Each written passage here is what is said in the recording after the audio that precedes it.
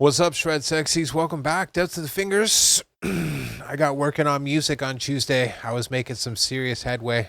So I was on the train to Awesome Town. And there was no getting off. And I finished my template and I knocked it out of the park with the vocals finally. They sounded pretty damn good, but I was tweaking them, and then all of a sudden I came across a very interesting little conundrum and I exploited it, and it was awesome. And I was just like, damn. But of course it took the place of making the video. That's what happened. So write me your complaint down in the comments below. But I want to talk about the managed decline of music, if you will. I don't even know if you could call it. Well, no, it is managed decline. I mean, I was going to give it the benefit of the doubt there, but I'm like, I don't think you can actually say that. How do you run a $60 billion industry into the ground? And there's like some really questionable decisions. To start off with this first one here, this Bad Bunny in the NFL. Oh, like first off, take a look at who's been running the halftime shows and stuff like that for like the last 5 or 6 years, or maybe even longer. And that answers a big question right there. And the other one is that, and of course, you know, look at that person's history and where they came up and then who actually runs that industry. And so you're looking at these tangential connections. Now, I'm not going to fill in any of the blanks. You do your own research and figure it out for yourself. But that right there, sort of, when you talk about managed decline, you know, that kind of fills in a big sort of piece of the puzzle, but you have to figure that out for yourself because you're not allowed to talk about that stuff. Okay? But the other thing is that just the total disconnect. I mean, in the United States right now, you have ICE wandering around the streets, just randomly apprehending people and deporting them from the country. So take a guy that doesn't even sing in English and make him the halftime show of the NFL.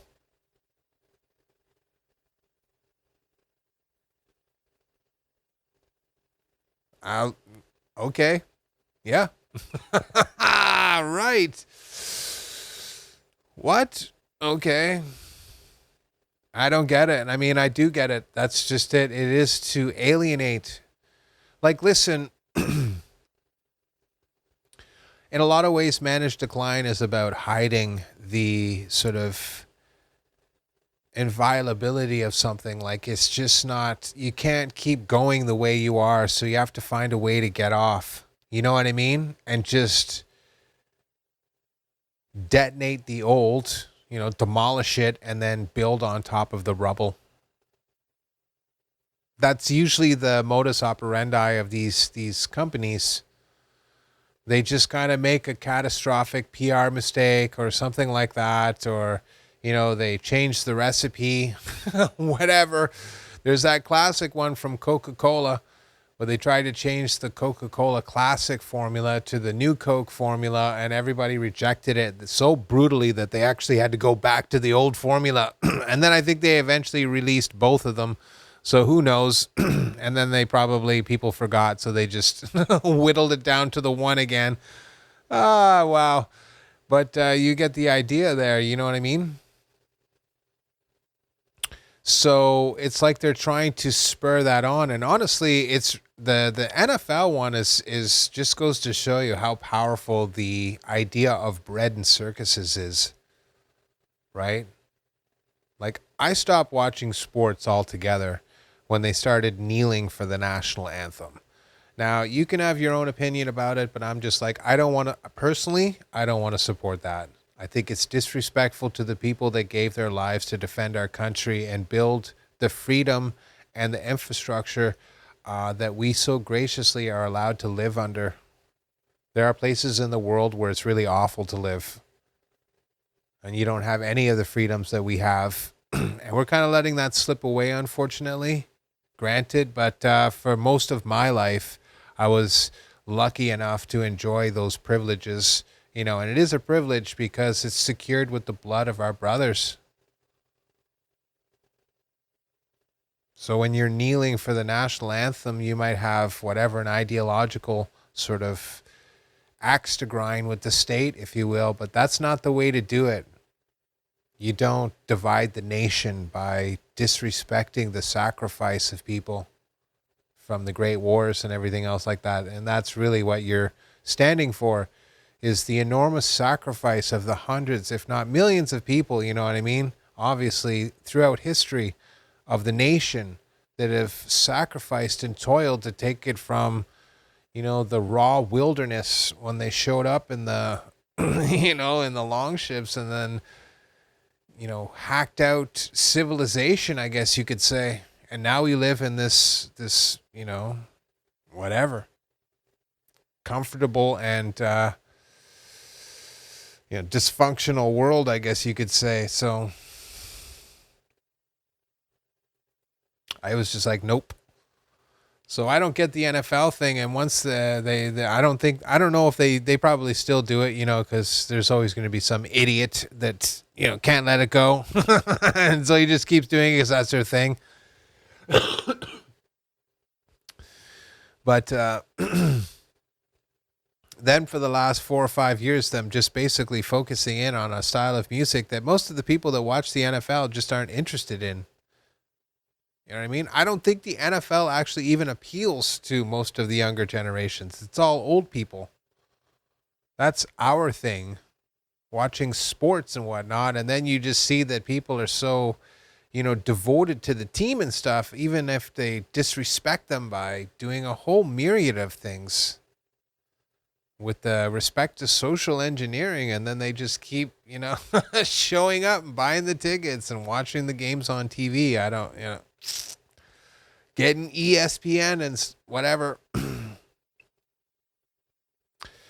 So you can see that it's, and again, I just saw it yesterday. Somebody was making a comment about the NFL. Actually, it was just on Twitter, incidentally. And they're like, the game has changed so fundamentally now that it's almost unwatchable because they just make silly calls, and it's not about, aggressive play and, men just being manly and stuff. It's about, whatever, finessing things on the field. And I'm just like, it's awfully strange that in the entirety of this time that the NFL has not actually invested any R&D into developing outfits and protective equipment for the players to minimize a lot of the problems that they have, so that they can be actually more aggressive in play.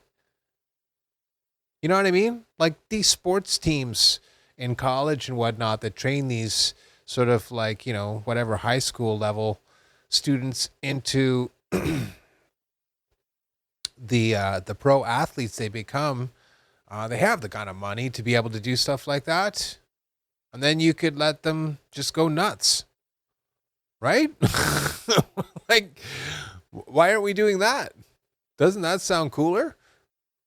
Sounds cooler than trying to be like, oh, no, you're not allowed to grab him around the neck because it might be like whatever, some strange new call or something like that. I don't know. But again, it's the concept of the managed decline. You know what I mean?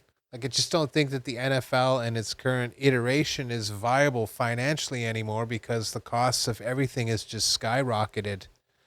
If you're playing, if you're paying 30 or 40% more for your energy bill, well, it's 30 or 40% more for the energy bill that goes to that massive stadium too, and that's a big bill.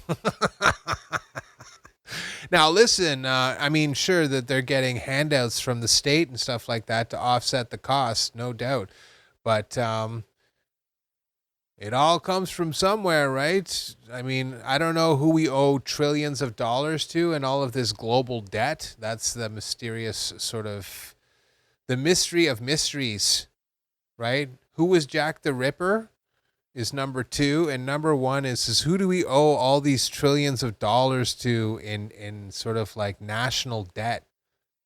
If Canada was going to pay its national debt, if we're going to give the 37, okay, we're ready to give the 37 trillion we owe in the United States. Who do we pay up to? Who do we make the check to?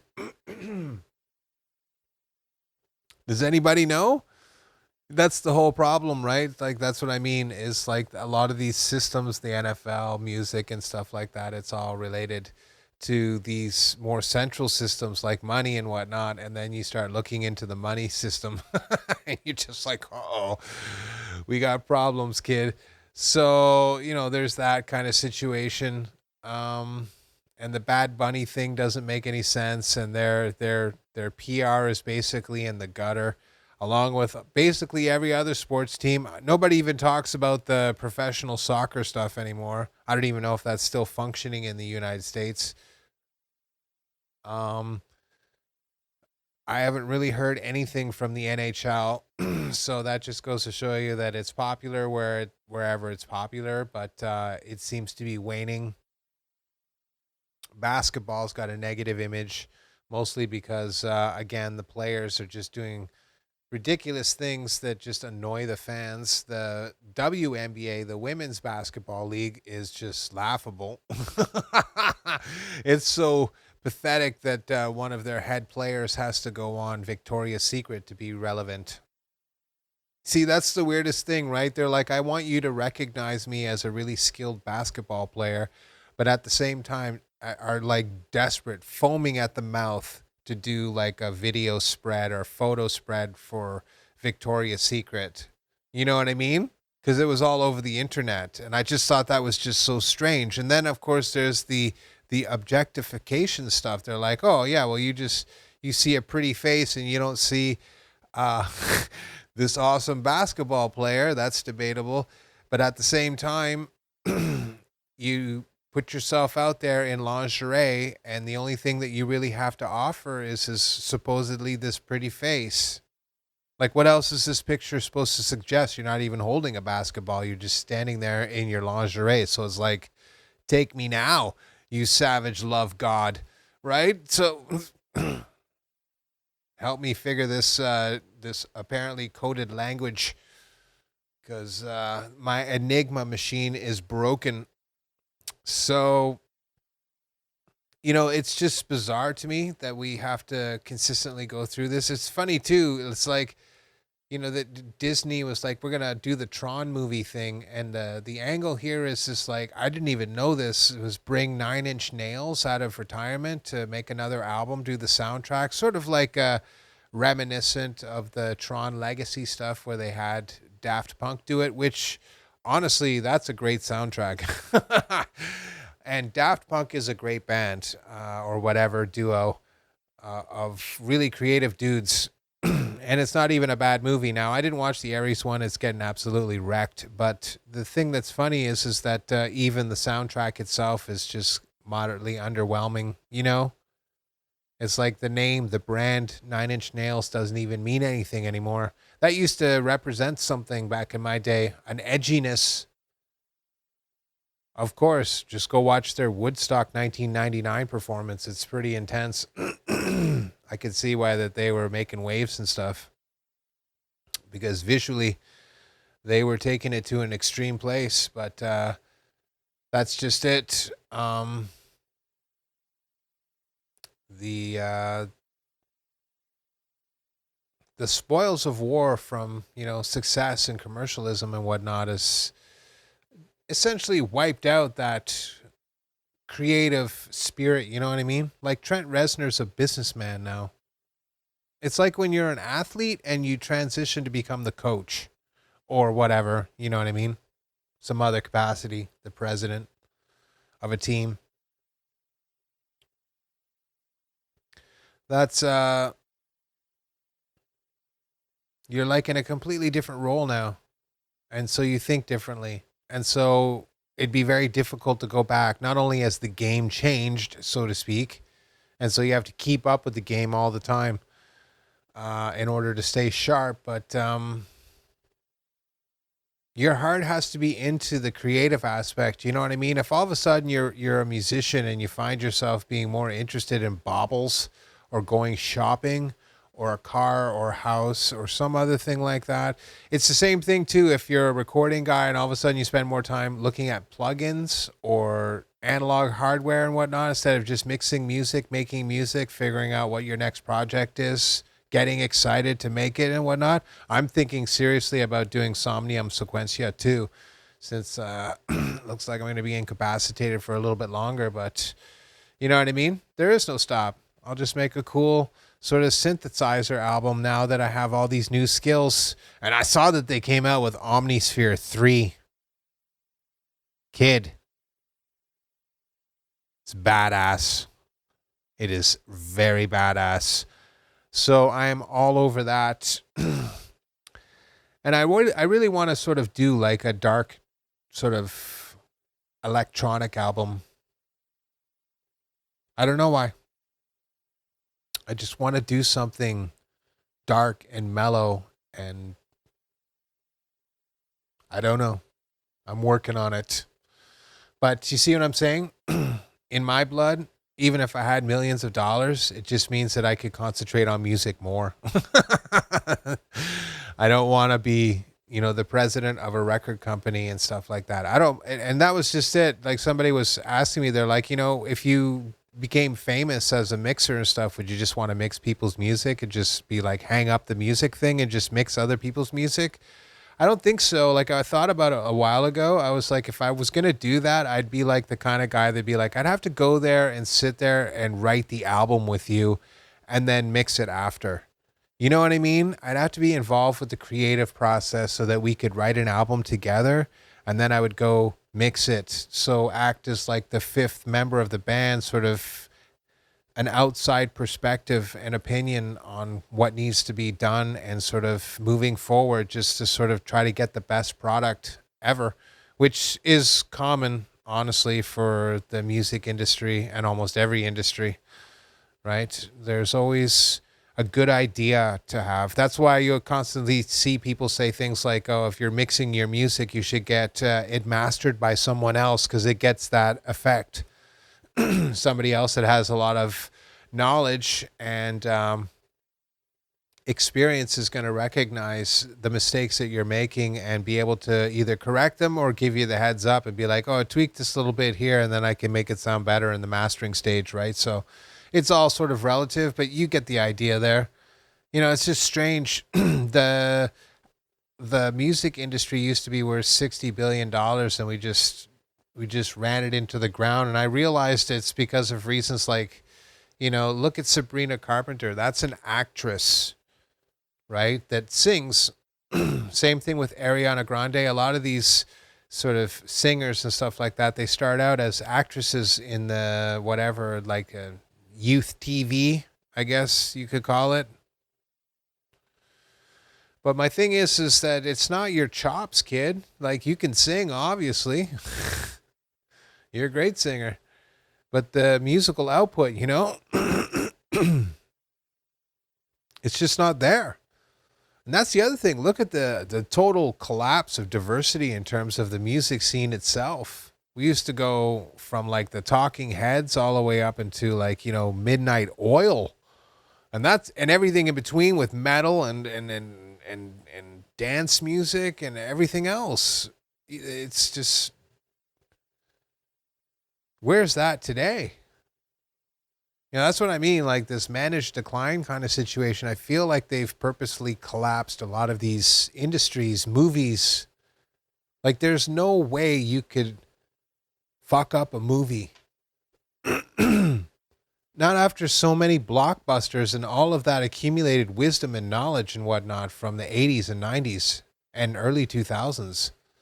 And even all the way up until like 2010-ish, you know what I mean? Then that started to become fewer and far between because they just kept repetitively going over the same ground with remakes.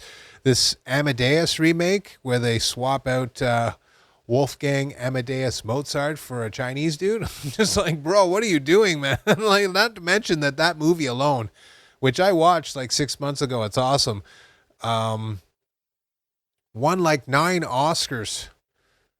Like, who's in that business meeting? That's exactly what I'm talking about. Who's in the business meeting to be like, I want to do a remake. Let's do this one here that won 9 Oscars.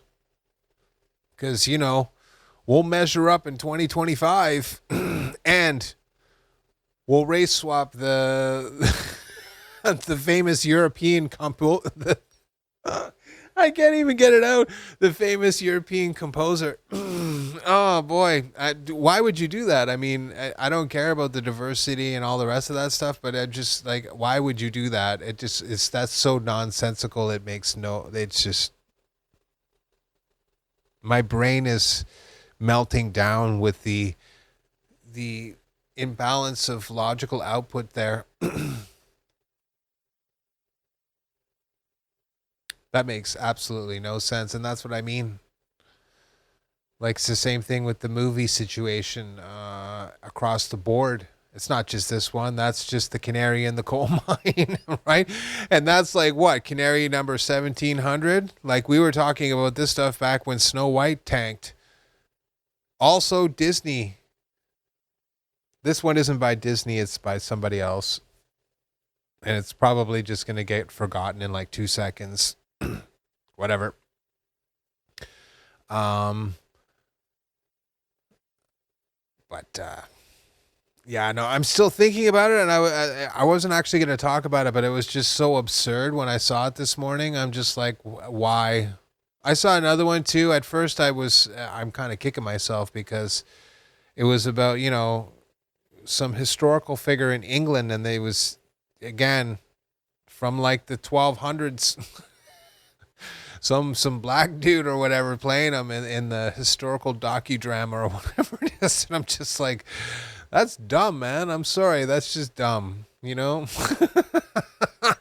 Like make a quasi sort of fictitious story where you have people come from another country that also are black and then work that stuff together. And then it might be slightly more plausible. Okay. If you do a good job, most people will be like, yeah, I'll roll with it. It's just fiction. But when you try to shoehorn that stuff into, nonfiction, or at least a representation of, I'm sorry, that doesn't make any sense at all. Like on any level. So that's what I mean. How can you claim that they don't do that stuff on purpose to ultimately alienate the audience?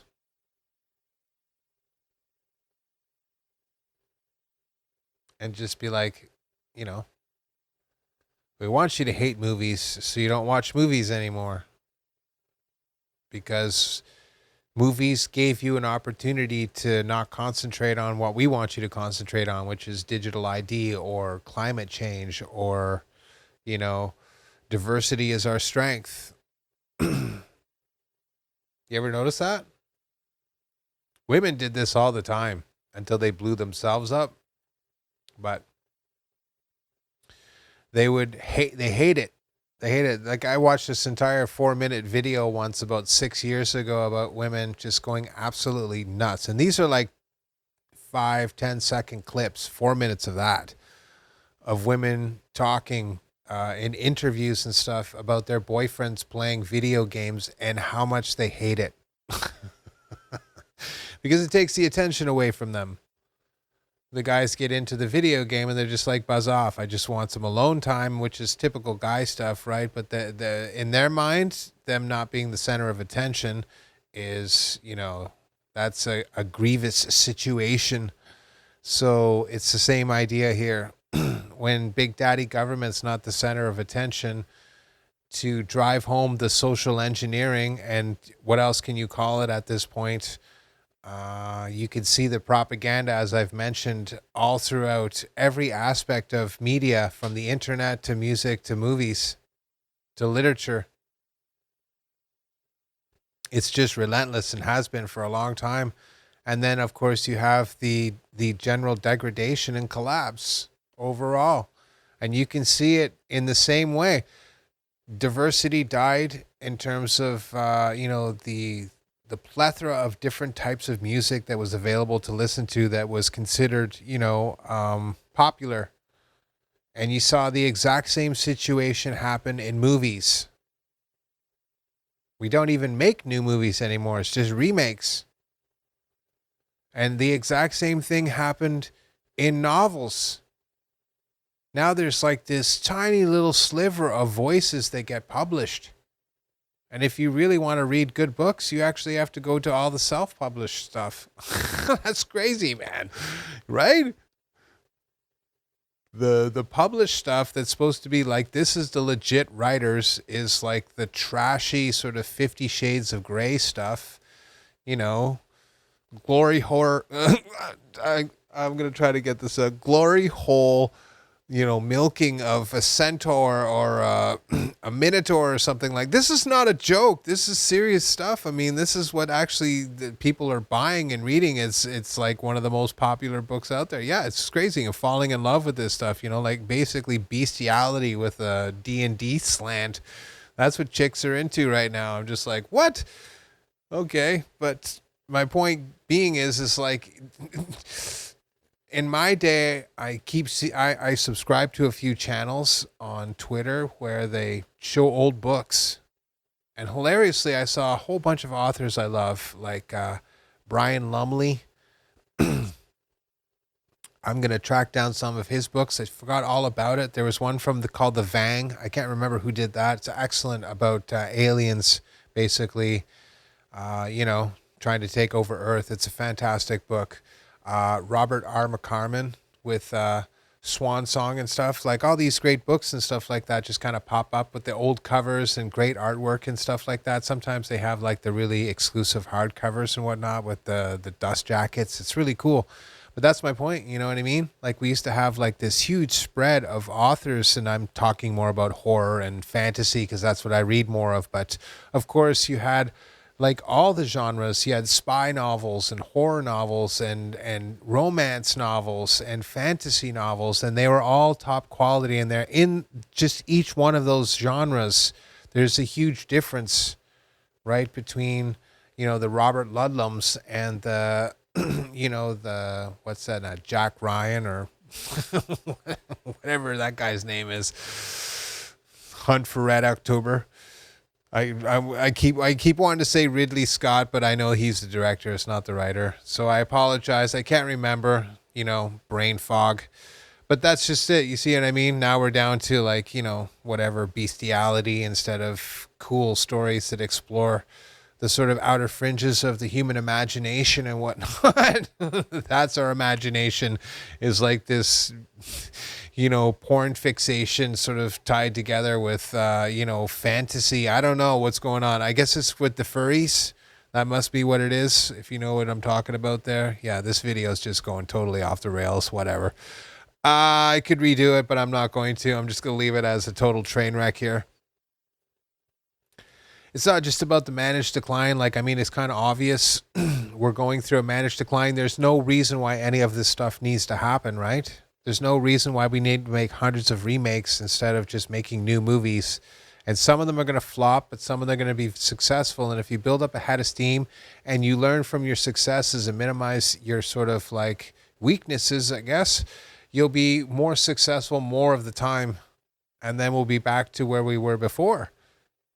But it seems like the powers that be are just not interested in that, right? You see that. Look at the NFL with Bad Bunny, right? That's a recipe for disaster. You might as well be like, just don't even watch. and watch after the halftime show flops and basically the entire event itself flops. There'll be people at the game, of course, but the viewership on the internet and across all metrics on TV and whatnot will just drop through the floor. Nobody will be interested in that stuff. Most especially during the halftime. So, you know what I mean? I think people in general have just had enough of this. And that's just it. You know, once you start to bite the hand that feeds, if you will, it doesn't lead anywhere good. But I don't believe it's random. I believe that this has actually been ongoing now, an ongoing agenda, I should say, for quite some time, like decades at this point, where they're just like, let's just start to just, you know, not care. Just, we'll give the you know, the greatness of these industries over to the hands of lesser men, and they'll just run them into the ground. And that's exactly what happened. Good times. Right. There's the video. I hope you enjoyed it. I appreciate every single one of you. I was having a great idea with respect to bringing the guitar videos back. So as soon as that starts up, it's going to be fun. So until then, we'll see you in the next one.